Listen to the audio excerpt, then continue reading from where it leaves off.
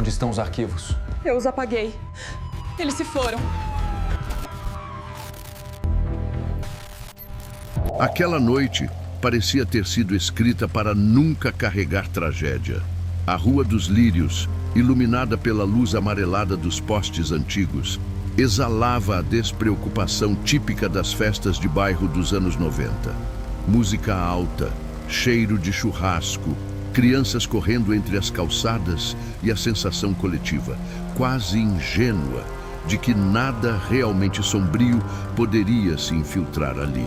Mas, olhando para trás, percebe-se que havia algo no ar. Um descompasso sutil, quase imperceptível, como se a atmosfera sustentasse uma tensão invisível que ninguém conseguia nomear. A garoa fina caía desde o início da noite, molhando o gramado e fazendo a luz refletir em pequenas poças que se acumulavam pelo quintal. Risadas escapavam da varanda, o rádio vibrava dentro da sala e os convidados seguiam sua rotina festiva. Até que um detalhe aparentemente banal rompeu essa harmonia. Um retrato caído na beirada do gramado, sujo de terra, com metade da foto arrancada de maneira brusca, quase violenta. Não era apenas um objeto esquecido. Era um corte na narrativa daquela festa. A primeira testemunha que o encontrou descreveu a sensação imediata como um silêncio agressivo, uma espécie de alerta aprisionado naquele pedaço de papel rasgado. A moldura quebrada refletia a luz trêmula da varanda, e um vento frio percorreu a lateral da casa, como se algo tivesse sido deslocado do lugar de onde nunca deveria ter saído. A mulher sentiu o peito apertar, não porque entendia o que via, mas porque intuía que aquele retrato estava marcando o início de algo que ninguém poderia deter. Poucos metros à frente, a lâmpada do quintal começou a piscar, insistente, como se acompanhada por uma presença invisível. A testemunha deu um passo para trás. O contraste entre a música da sala e o silêncio do quintal era quase insuportável. Minutos depois, um corpo seria encontrado na grama encharcada. Mas o que realmente começou naquela noite? E por que aquele retrato parecia anunciar tudo antes que acontecesse?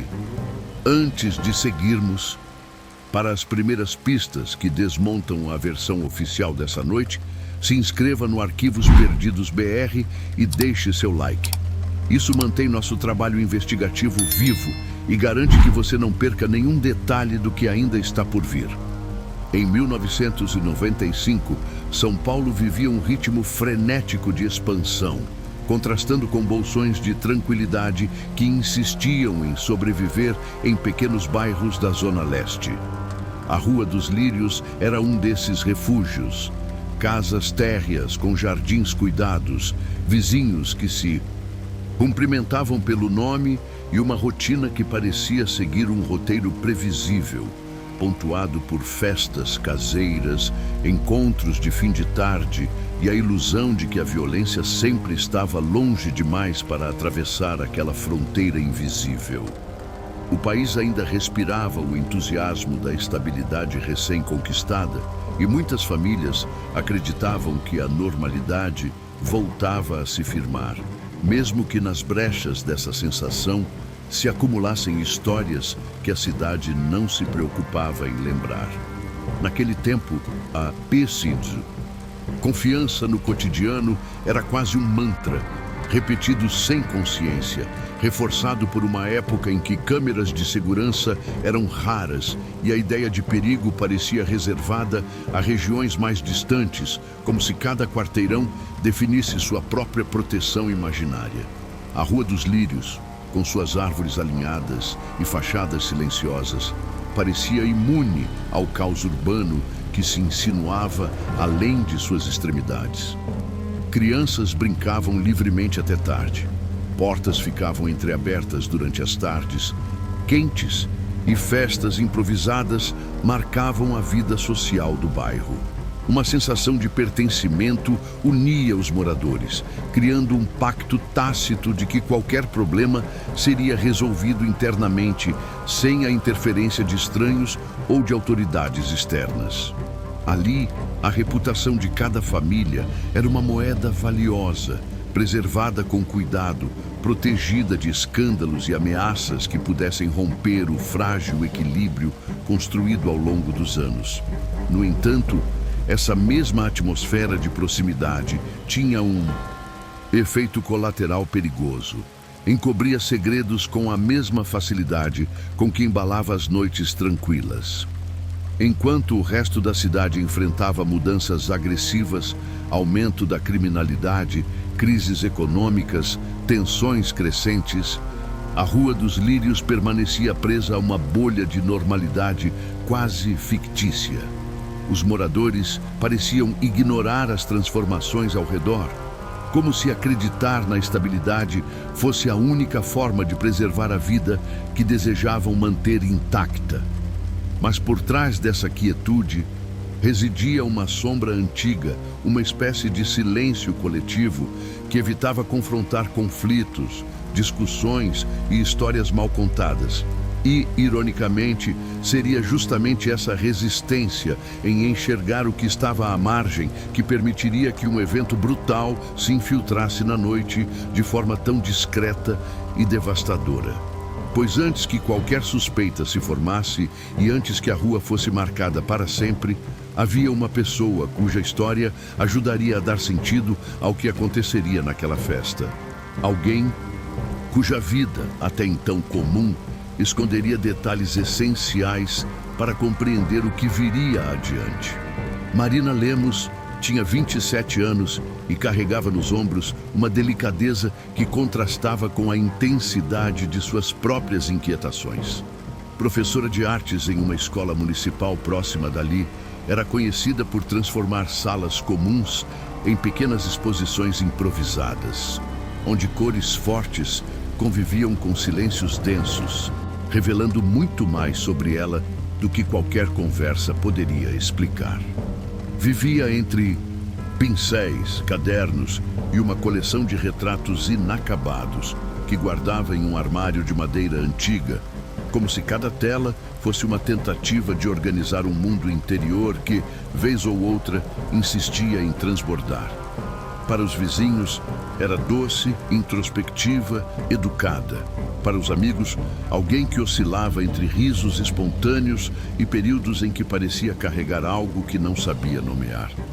Havia nela um tipo de intensidade silenciosa que despertava curiosidade, mas também respeito, como se todos intuíssem que seu coração guardava histórias que não desejavam ser violadas.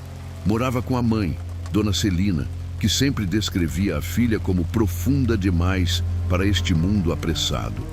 Para Celina, Marina tinha o dom de encontrar beleza até nas rachaduras da parede, mas também o hábito de guardar para si tudo o que doía. Ainda assim, era nas festas entre amigos que a jovem permitia que uma versão mais leve de si mesma aparecesse. Foi em uma dessas festas que conheceu o namorado, Júlio, um rapaz inquieto, firme, por vezes explosivo, cuja presença dividia opiniões entre aqueles que conviviam com ele. Júlio e Marina viviam um relacionamento marcado por reencontros e afastamentos repentinos, um ciclo que começava sempre com promessas brandas e terminava em discussões abafadas que nunca ultrapassavam os limites da casa. Apesar de tudo, Marina acreditava que ainda havia algo a ser salvo ali. Talvez por medo de recomeçar do zero, talvez por uma esperança que persistia teimosamente.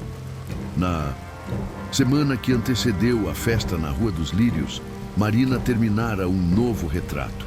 O mesmo que naquela noite seria encontrado rasgado no quintal, como se alguém tivesse desejado cortar não apenas a imagem, mas a própria presença dela no mundo. O quadro havia sido pintado com cuidado, com traços delicados e uma expressão que muitos interpretaram como melancolia, outros como alerta. Ela o guardou em silêncio, não comentou com ninguém sobre o significado da obra, e isso para alguns foi o suficiente para levantar suspeitas depois da tragédia. Amigos próximos lembrariam mais tarde que Marina parecia estar carregando algo nos olhos nos últimos dias. Uma espécie de ausência breve, como se estivesse dividida entre o desejo de permanecer e a sensação de que algo inevitável se aproximava. E foi justamente nesse espaço de silêncio, entre a vida que ela tentava sustentar e os segredos que a cercavam, que se formou o cenário para a noite que mudaria tudo. Uma noite que começou com música, mas terminou com um corpo no quintal. A festa começou por volta das 9 da noite, quando os primeiros convidados atravessaram o portão da casa com garrafas nas mãos e uma animação que destoava da quietude habitual da Rua dos Lírios. O som de risadas repercutia pela sala, misturado ao cheiro de carne assando e ao estalar eventual de copos sendo depositados sobre o balcão improvisado. Marina chegou minutos depois, com o cabelo ainda úmido da pressa e o rosto cansado, mas disfarçado por um sorriso treinado. À primeira vista, nada indicava que o clima da festa seria diferente de qualquer outra reunião entre amigos. Porém, pequenos detalhes, imperceptíveis àquele instante, começariam a compor o mosaico de uma tragédia que se revelaria em camadas. Os relatos posteriores afirmam que por volta das 11h15, Marina foi vista discutindo em voz baixa na lateral da cozinha, onde a luz era mais fraca e a música chegava apenas como um eco distante.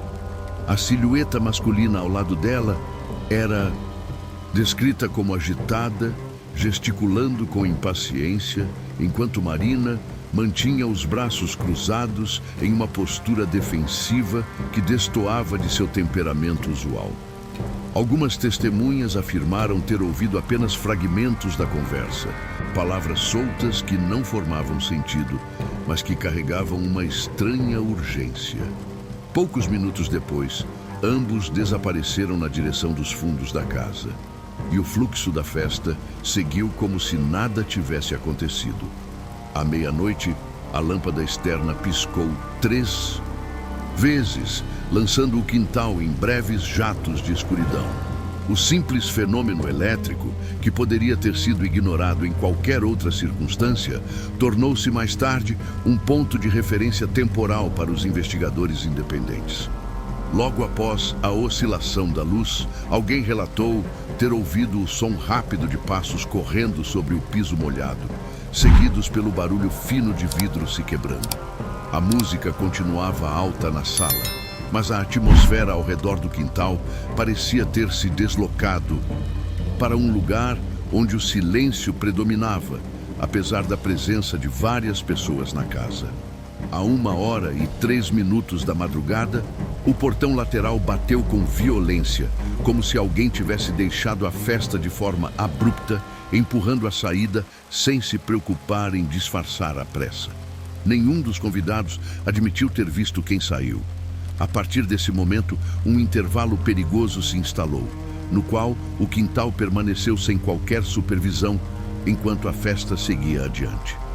Foi apenas às 1h20 que uma das convidadas, ao procurar por Marina, caminhou até o jardim e encontrou o corpo estendido próximo aos canteiros de lírios, com a expressão congelada entre o choque e o silêncio absoluto. E, antes mesmo que a casa compreendesse o que havia acontecido, o detalhe perturbador emergiu. Ao lado do corpo, um retrato rasgado parecia acusar alguém que jamais voltou para responder. Quando o sol começou a romper a linha dos telhados naquela manhã de sábado, a Rua dos Lírios deveria despertar com a mesma tranquilidade costumeira, marcada pelo barulho distante de rádios matinais e pelo cheiro de pão vindo da padaria da esquina. Mas, naquele dia, o silêncio tinha outro peso, tão denso que parecia ocupar cada brecha entre as casas. A notícia do corpo encontrado no quintal se espalhou com a rapidez de um sussurro proibido, atravessando muros, janelas e portas entreabertas. Moradores que antes ignoravam a movimentação da festa começaram a surgir nas calçadas, alguns ainda de roupão, tentando disfarçar a urgência com que buscavam compreender o que havia ocorrido. A imagem do quintal isolado, com a polícia chegando tardiamente, criava um contraste violento com a noite anterior, quando risos ecoavam pelo mesmo espaço, que agora recebia olhares desconfortáveis e perguntas que ninguém tinha coragem de formular em voz alta. A chegada da mãe de Marina rompeu a superficial calma daquele início de manhã. Celina atravessou o portão com passos trêmulos, guiada por vizinhos que tentavam oferecer algum tipo de apoio, embora nenhum gesto pudesse atenuar o impacto da visão que a aguardava. A polícia, em uma atuação fria e apressada, delimitou a área sem qualquer cuidado aparente, como se o corpo de Marina fosse mais um item burocrático a ser removido, e não o centro de um episódio cuja gravidade exigia atenção minuciosa. O relatório preliminar foi escrito sem urgência, sem profundidade, como se já fosse parte de uma rotina engessada que não permitia espaço para perguntas que pudessem incomodar. O retrato rasgado, encontrado no gramado encharcado, não recebeu sequer um olhar dos agentes, que seguiram retirando o corpo enquanto evitavam troca de palavras com a família ou com os convidados que ainda permaneciam na casa, visivelmente abalados. Dentro da residência, a situação era igualmente tensa. Alguns convidados tentavam reconstruir mentalmente a última hora da festa, mas tropeçavam em lembranças nebulosas, em lacunas inexplicáveis, em trechos que pareciam ter sido arrancados de suas memórias. O próprio dono da casa mantinha um comportamento estranho, repetindo frases desconexas e expressando uma angústia que descia pela garganta como se carregasse algo que não podia ou não queria revelar. Havia uma sensação coletiva de que algo terrível havia acontecido além do corpo encontrado, como se a morte de Marina fosse apenas a parte visível de um segredo muito maior, escondido entre olhares, silêncios e contradições. E é justamente nesse abismo entre o que foi dito e o que foi cuidadosamente omitido que nasceria a investigação. Uma investigação que começaria torta, silenciosa e estranhamente rápida, deixando para trás pistas que jamais deveriam ter sido ignoradas. A investigação oficial começou, ironicamente, antes mesmo que a rua tivesse assimilado o impacto da morte. O delegado responsável chegou acompanhado de 2 agentes que pareciam mais preocupados em encerrar o caso com rapidez do que em compreender o que realmente havia acontecido naquela madrugada. O relatório inicial, escrito com pressa, descrevia a cena como queda acidental em área externa, ignorando não apenas o estado do quintal, mas também os detalhes que, aos olhos mais atentos, gritavam por análise. O retrato rasgado, abandonado sobre o gramado, não foi recolhido. Nenhuma fotografia profissional foi tirada do objeto. Nenhuma impressão digital foi buscada nas bordas quebradas da moldura. Para a polícia, aquele item não passava de lixo espalhado pela festa, como se a coincidência entre a obra destruída e a tragédia ao lado dela fosse um acaso desprovido de significado. Os convidados foram interrogados superficialmente e muitos relataram a mesma sensação desconfortável, a de que suas palavras não tinham peso algum. Alguns mencionaram a discussão na cozinha, outros falaram da luz piscando no quintal, mas esses detalhes foram recebidos com indiferença, anotados sem precisão e logo descartados como irrelevantes. A testemunha que ouviu o barulho de vidro quebrando insistiu que aquilo não era fruto de imaginação, mas sua fala foi diluída em meio a outras declarações incompletas. Já o dono da casa, visivelmente abalado, ofereceu respostas inconsistentes a respeito de horários e movimentações, mas, em vez de levantar suspeitas, sua confusão foi tratada com complacência, como se estivesse protegido por alguma forma de confiança tácita entre ele e os agentes. O namorado de Marina, Júlio, foi o primeiro nome a surgir entre as possibilidades de envolvimento. Foi chamado para depor, permaneceu menos de meia hora na sala de interrogatório e saiu de lá sem qualquer anotação oficial que o vinculasse ao ocorrido. A polícia aceitou sua versão sem contestação, como se o simples fato de afirmar que não esteve na área externa fosse suficiente para absolver qualquer responsabilidade. Nenhuma análise foi feita nos sapatos ou na roupa que ele usava naquela noite. Nenhum teste foi solicitado. Nenhum vizinho foi ouvido para confirmar ou negar sua presença nos arredores do portão lateral. A sensação, para quem acompanhava à distância, era a de que a investigação já havia nascido com destino marcado. Encerrar-se rapidamente, sem alarde, sem incômodo, sem conflitos. Por trás da aparente normalidade burocrática, porém, pequenos ruídos começaram a surgir, detalhes que pareciam desconexos, mas que, ao serem observados com mais cuidado, começavam a desfazer o tecido raso da versão oficial. E seriam justamente esses fragmentos negligenciados que abririam espaço para teorias conflitantes, capazes de transformar o caso em algo muito mais sombrio do que o relatado pela polícia.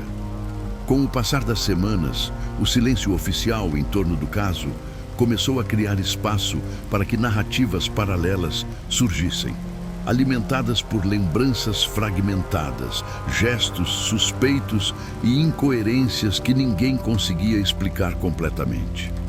Foi nesse território nebuloso, entre fatos negligenciados e percepções pessoais, que diferentes teorias começaram a circular pela Rua dos Lírios, como murmurinhos que ganhavam corpo conforme o tempo avançava. A primeira delas, defendida pela polícia, descrevia a morte de Marina como um acidente provocado por desequilíbrio após consumo de bebida, reforçando uma versão conveniente e pouco questionável. No entanto, qualquer pessoa que analisasse a cena notaria contradições evidentes. A posição do corpo, a ausência de marcas compatíveis com queda simples e, principalmente, o retrato rasgado, cuja presença não se encaixava em nenhuma narrativa acidental. Outra teoria ganhou força entre os vizinhos, que afirmavam ter ouvido a discussão na cozinha. Para esses moradores, a altercação entre Marina e a figura masculina não identificada era um indício claro de conflito que poderia ter evoluído para a violência. As palavras truncadas, os gestos bruscos e o desaparecimento repentino dos dois da área comum da festa criavam um contorno de confronto emocional que a investigação jamais explorou. Na sombra dessa hipótese, surgia a figura de Júlio, o namorado, cuja história de idas e vindas com Marina era carregada de tensões sutis que poderiam ter explodido na noite do crime. Ainda assim, a rapidez com que ele foi descartado como suspeito levantava suspeitas ainda maiores. Mas a teoria que mais assombrava os moradores envolvia a presença de um terceiro homem na área dos fundos. Algumas testemunhas, embora relutantes, mencionaram ter visto alguém que não fazia parte do grupo de convidados circulando próximo ao portão lateral, segundos antes da lâmpada do quintal oscilar. Ninguém conhecia sua identidade, ninguém o viu entrar pela porta da frente e ninguém o viu sair, exceto pelo barulho brusco do portão batendo a 1h03. Esse personagem misterioso passou a ser descrito como a peça ausente que conectava os elementos soltos da história, mas sua existência nunca foi incluída no relatório policial.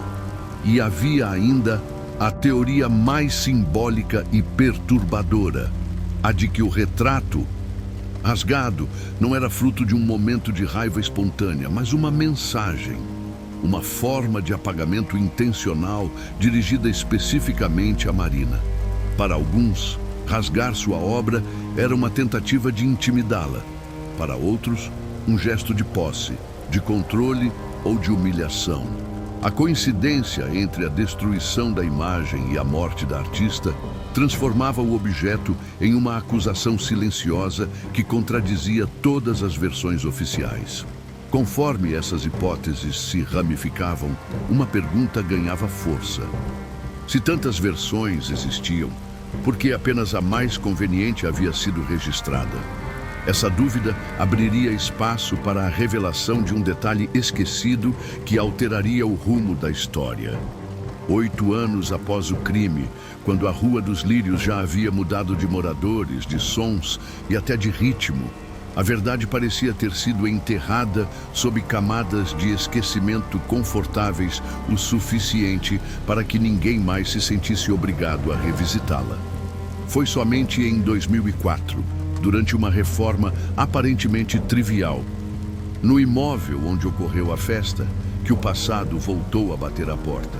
Desta vez, não com gritos, mas com a discreta insistência de um objeto guardado no escuro. O novo proprietário, ao tentar substituir o antigo quadro elétrico da casa, percebeu que uma das placas metálicas estava ligeiramente deslocada, como se alguém, em algum momento, tivesse pressionado ali com força. Ao remover a tampa enferrujada, encontrou preso atrás dela um envelope marrom, dobrado 2 vezes, coberto de poeira e marcado por manchas que denunciavam sua longa permanência naquele espaço oculto. Ao abri-lo, esperava encontrar contas antigas ou documentos sem importância. Mas o que surgiu diante dele foi algo que jamais poderia ser ignorado.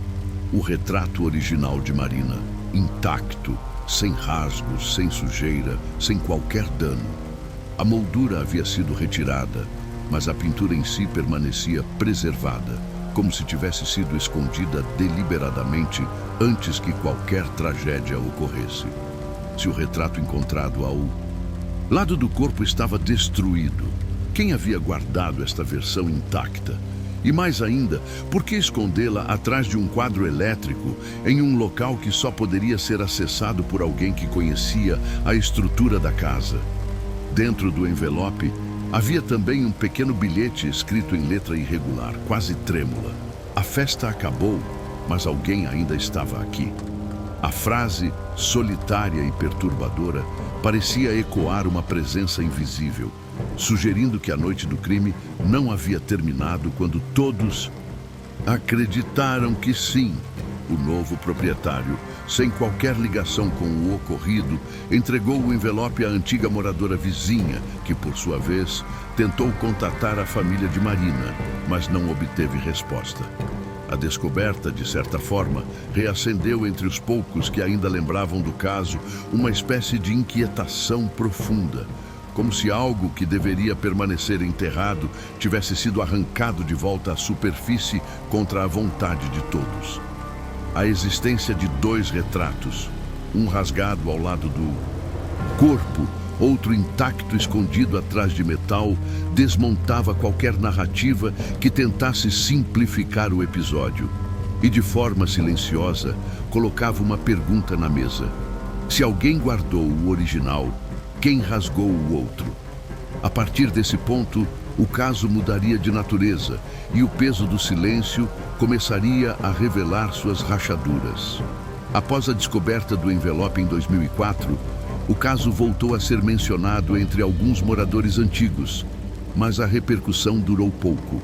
O silêncio que envolvia a morte de Marina parecia ter se solidificado ao longo dos anos, adquirindo uma densidade quase ritualística, como se cada lembrança fosse um incômodo que precisava ser abafado antes que despertasse algo maior.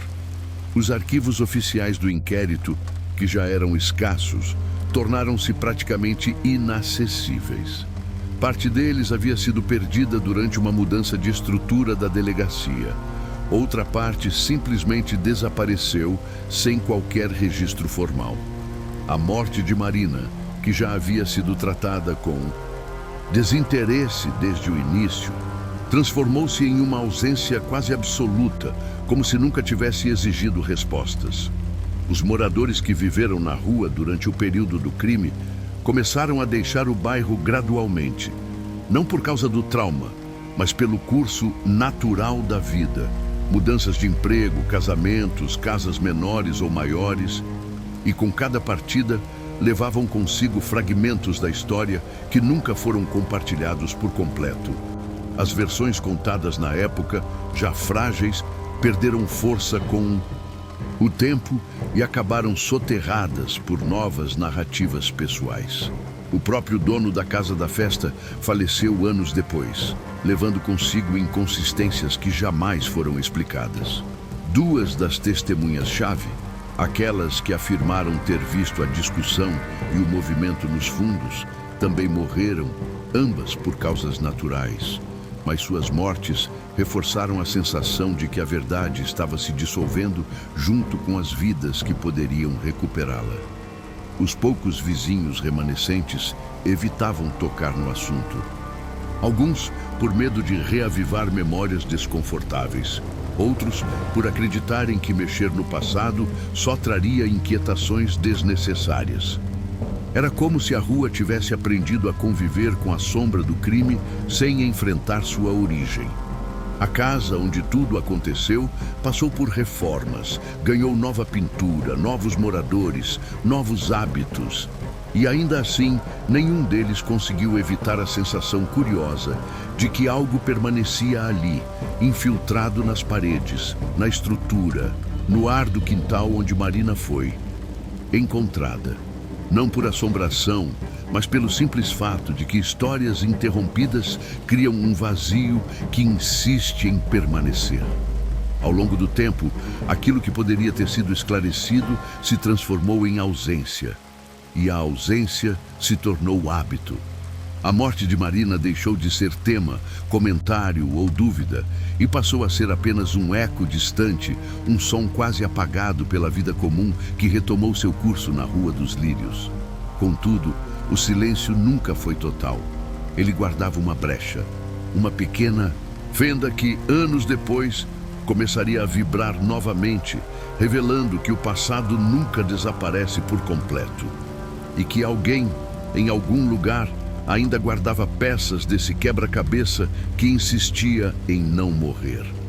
Quase 30 anos depois da noite que marcou a Rua dos Lírios, o caso parecia dissolvido em poeira.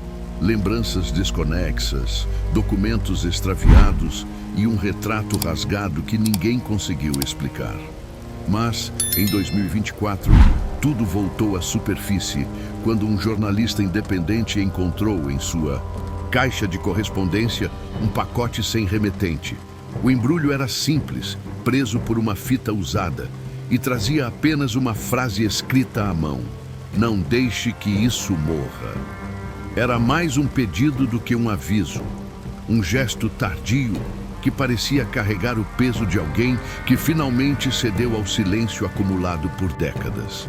Dentro havia recortes de jornal entre 1994 e 1998, quase todos triviais, até que o último chamou atenção.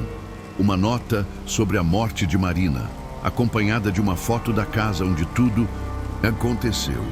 O texto era curto e frio, reforçando a versão de queda acidental.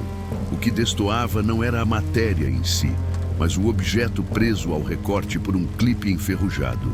A metade rasgada de um retrato, idêntica à encontrada ao lado do corpo naquela madrugada. A pintura, mesmo incompleta, trazia os traços delicados e o estilo inconfundível de Marina. Porém, marcas nas bordas indicavam força, como se tivesse sido arrancada às pressas. A coexistência dessa nova metade com a antiga levantava perguntas inevitáveis. Quem guardou esse fragmento por tantos anos? Por que enviá-lo agora? E quem escondeu o original atrás do quadro elétrico? O jornalista iniciou entrevistas com antigos moradores, mas cada conversa parecia carregar hesitação. Lembranças não se encaixavam. Comentários eram evitados. Era como se a verdade provocasse desconforto demais para permanecer oculta. E foi nesse ambiente, onde memórias tentavam emergir como sombras antigas, que algo maior começou a se revelar. Algo que não dizia respeito apenas ao crime, mas ao papel de cada um naquela noite que nunca terminou completamente. À medida que as peças dispersas do caso voltavam a ocupar espaço na narrativa, surgia uma compreensão amarga, a de que a morte de Marina não era apenas um episódio isolado, mas um reflexo da forma como comunidades inteiras lidam com aquilo que ameaça suas estruturas de conforto. A Rua dos Lírios, com sua calma fabricada e sua aparência de segurança impenetrável, tornou-se o palco perfeito para um tipo de silêncio que não nasce da ignorância, mas da escolha. A verdade naquele contexto nunca foi apenas um conjunto de fatos, mas uma presença incômoda que exigia confrontos, confissões e rupturas que ninguém estava disposto a enfrentar. E como acontece nos crimes que se apagam lentamente, o que restou não foi a justiça, mas a conveniência. Uma conveniência tão espessa que quase se tornou parte da paisagem. A investigação perdida, as testemunhas dispersas, o retrato rasgado, substituído por outro escondido atrás de metal. Tudo isso era menos sobre o crime e mais sobre a maneira como seres humanos lidam com a responsabilidade. A morte de Marina expôs a fragilidade de relações sociais baseadas em aparências, onde o desejo de preservar reputações supera a busca pela verdade. Ninguém arriscou sua estabilidade para questionar versões superficiais. Ninguém insistiu no que viu, no que ouviu ou no que pressentiu. E assim, em uma ironia cruel, a jovem artista que tanto se dedicou a registrar emoções nas suas telas acabou sendo apagada justamente pelo coletivo que deveria ter sido capaz de mantê-la viva na memória. O caso também expôs um traço recorrente nas histórias esquecidas: o fato de que o silêncio não é neutro. Ele é ativo, moldado por medo, por culpa, por alianças invisíveis e por segredos que criam raízes no cotidiano. Cada detalhe ignorado, a moldura quebrada, o portão batendo, a discussão abafada, representava uma escolha. E essas escolhas revelam mais sobre uma sociedade do que qualquer depoimento isolado. Porque o crime da Rua dos Lírios não foi apenas um episódio trágico, foi a demonstração de como a verdade pode ser distorcida não por falta de evidências, mas por excesso de conveniência coletiva. O retorno do caso, tantos anos depois, escancarou uma realidade desconfortável. Lembrar é um ato de coragem, e esquecer, quando o esquecimento favorece o conveniente, é também uma forma de cumplicidade. A morte de Marina, vista sob essa lente, revela o peso moral de cada silêncio, de cada olhar desviado, de cada palavra que deveria ter sido dita e não foi. Revela que, no fim, aquilo que chamamos de mistério, muitas vezes é apenas a soma de todas as escolhas que preferimos não enfrentar. E é justamente desse impacto emocional, dessa leitura profunda sobre o passado e sobre nós mesmos, que nasce o ponto final simbólico, a última voz que fecha este capítulo e convida o espectador a decidir se permitirá ou não que esta história seja apagada novamente. Ao alcançar o ponto final desta história, a Rua dos Lírios volta a se mostrar como sempre foi: silenciosa, discreta, aparentemente comum. As fachadas renovadas escondem o passado como se pudessem, com tinta e reformas, reescrever o que ocorreu naquela madrugada fria de 1995. Mas por trás das paredes alisadas e dos jardins reorganizados, permanece o rastro invisível de uma verdade que nunca encontrou um lugar definitivo para repousar. A morte de Marina, tão rapidamente encerrada pela versão oficial, continua ecoando não apenas pela brutalidade do ocorrido, mas pelo vazio que se formou onde deveria haver respostas. Os passos que cruzaram o quintal naquela noite, o portão batendo com urgência, o retrato rasgado deixado ao lado do corpo, todos esses elementos permanecem como símbolos de um enigma que se recusa a desaparecer. Mesmo depois de quase 3 décadas, o que mais inquieta não é a ausência de uma solução concreta, mas a constatação de que o silêncio, cuidadosamente erguido ao redor do caso, resistiu por mais tempo que qualquer investigação. Não há relatórios completos, não há confissões, não há testemunhas dispostas a romper com o passado. O que existe é apenas a soma de fragmentos. A metade de um retrato que reapareceu misteriosamente, o original escondido atrás de um quadro elétrico, as memórias parciais que insistem em sobreviver apesar do tempo.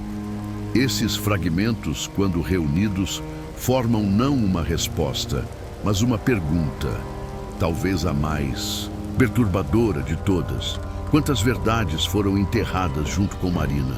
O enigma do crime da Rua dos Lírios permanece como um lembrete de que nem todas as histórias encontram justiça e que algumas, por mais que tentem ser escondidas, continuam se movendo em silêncio, procurando alguém que tenha coragem de escutá-las. Cada detalhe negligenciado, cada contradição ignorada, cada evidência esquecida reforça o peso simbólico deste caso. Porque, ao contrário do que muitos acreditam, o tempo não apaga mistérios. Ele apenas os empurra para um canto mais escuro, esperando que alguém volte a iluminá-los. E ao reviver esta narrativa, o espectador se torna parte desse processo, parte da resistência contra o apagamento. É por isso que, agora, ao fechar esta história, surge a necessidade de um gesto simples, mas profundamente significativo. Se o silêncio protege o esquecimento, a lembrança só sobrevive quando alguém escolhe não deixá-la morrer. Por isso, este canal existe, para recuperar histórias que foram enterradas, ignoradas ou apagadas antes de encontrarem suas respostas. E cada pessoa que chega até aqui desempenha um papel real nessa reconstrução. Se você acredita que nenhuma história deve desaparecer na escuridão, inscreva-se no Arquivos Perdidos BR. A sua presença ajuda a manter vivas as vozes que o tempo tentou calar e prepara o caminho para o próximo caso que aguarda por justiça.